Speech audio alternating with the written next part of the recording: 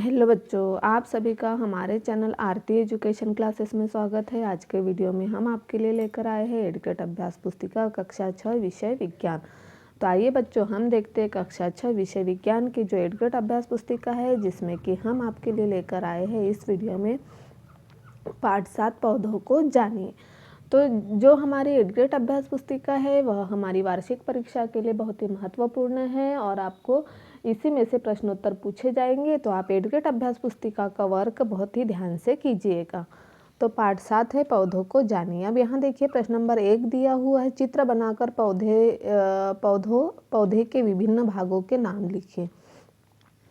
तो यहाँ हमें चित्र बनाना है पौधे के विभिन्न भागों का नाम। देखिए हमने यहाँ चित्र बना दिया और हमने यहाँ पर लिख दिया है फूल, पत्ती, तना और यह जो है इसके अंदर जड़ें, यह पौधों के भाग है। तो पौधे के विभिन्न भागों के नाम है जड़, तना, शाखाएं, पत्तियां, फल, फूल और कली आदि। यह क्या है? हमारे पौधों के विभिन्न भाग है। अब देखते हैं हम लोग प्रश्न नंबर 2, लक्षणों के आधार पर पौधों को कितने संवर्ग में विभाजित किया जाता है, उनके नाम लिखिए तथा चित्र बनाइए। तो लक्षणों के आधार पर पौधों को 3 संवर्ग में विभाजित किया जाता है, जैसे शाख, ये देखिए शाख, बी नंबर झाड़ी और यह वृक्ष पेड़, जिसे हम बड़े बड़े पेड़ बोलते हैं। तो इस तरह से पौधे 3 भागों में विभाजित किए जाते हैं। अब हम यहाँ पर देखेंगे प्रश्न नंबर 3, शाख से आप क्या समझते हैं, उदाहरण दीजिए। तो हरे एवं कोमल तने वाले पौधे शाख कहलाते हैं। हरे एवं कोमल तने वाले पौधे क्या है? शाख कहलाते हैं। ये सामान्यतः छोटे और अक्सर इनमें कई शाखाएं नहीं होती। ये क्या है?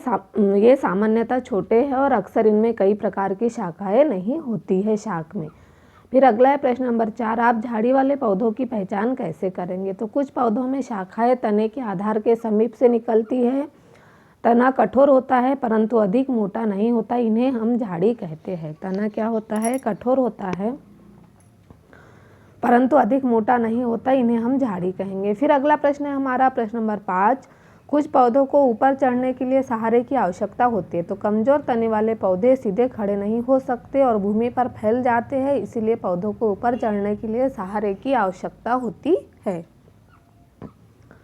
फिर अगला है हमारा प्रश्न नंबर 6, पत्ती का नामांकित चित्र बनाकर उसके विभिन्न भागों के बारे में लिखे। तो देखिए पत्ती का क्या है? नामांकित चित्र है, पटल, पर्णवृत्त, तना और यह पत्ती है। तो पर्णवृत्त किसे कहेंगे हम?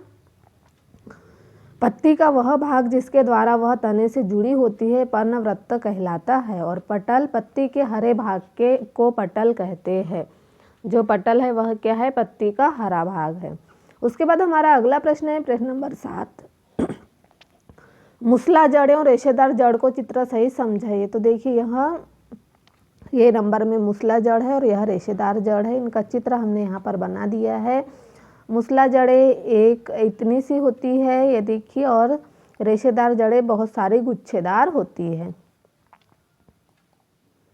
उसके बाद हमारा देखिए मुसला जड़ों को हम समझाएंगे, जैसे कि मुख्य जड़ को मुसला जड़ कहते हैं तथा छोटी जड़ों को पार्श्व जड़ कहते हैं। जो मुख्य जड़ होती है सीधी लंबी, उसे हम क्या कहेंगे? मुसला जड़ कहते हैं और छोटी जड़ों को पार्श्व जड़ कहते हैं। रेशेदार जड़, इसमें कोई मुख्य जड़ नहीं होती, सभी जड़ें रेशेदार होती है। इसमें कोई मुख्य जड़ होती है क्या? नहीं, सभी जड़ें क्या होती है? रेशेदार होती है। फिर अगला है पौधे के विभिन्न भागों में जल किसके माध्यम से पहुँचता है? यदि किसी पौधे को रंगीन जल में रखा जाए तो पौधों पर इसका क्या प्रभाव होगा? तो यह पौधे के विभिन्न भागों के बारे में हमने यहाँ बता दिया है 2 चित्रों में। देखिए ये नंबर और बी नंबर तने में जल ऊपर चढ़ता है, तने के खुले सिरे, ये विवर्धित दृश्य, ये देखिए, और यह तना का कार्य करता है।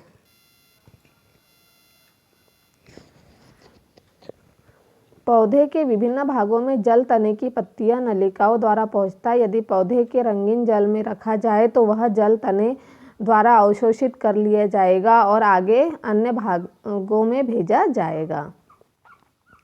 फिर हमारा प्रश्न नंबर 9, पत्तियों में शिरा विन्यास क्या है? इसके प्रकारों को चित्र सहित समझाइए।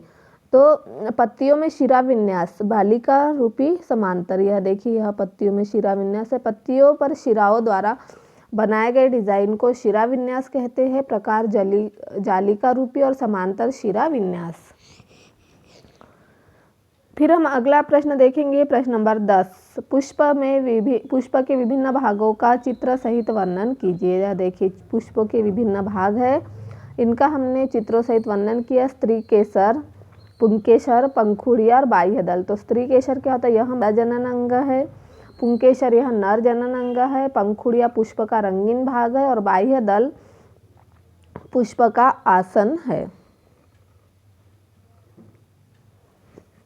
फिर अगला है प्रश्न नंबर 11। बीजांड से आप क्या समझते हैं, चित्र सहित वर्णन कीजिए। तो यह बीजांड है हमारे। बीजांड यह चित्र देख लिए, अंडाशय की अतिरिक्त संरचना वाले, लंबाई में काट, बी अनुप्रस्थ काट, और यह है हमारा अंडाशय का कर्तन, अनुदैर्घ्य काट, अनुप्रस्थ काट। तो बीजांड अंडाशय में पाए जाने वाली छोटी छोटी गोल संरचनाएं बीजांड कहलाती है। तो इस तरह से हमने इसे पूर्ण कर दिया है। हमारा प्रश्न नंबर 11 तक पूर्ण हो गया। इसे आप अपनी अभ्यास पुस्तिका में लिख लीजिए। और इस तरह से यदि आप हमारे चैनल पर नए हो और आपको हमारा वीडियो अच्छा लगता है तो हमारे चैनल पर सब्सक्राइब ज़रूर कर लीजिए और बेल आइकन को प्रेस करना ना भूलिए, ताकि आपको हमारे आने वाले वीडियो के नोटिफिकेशन मिलते रहेंगे।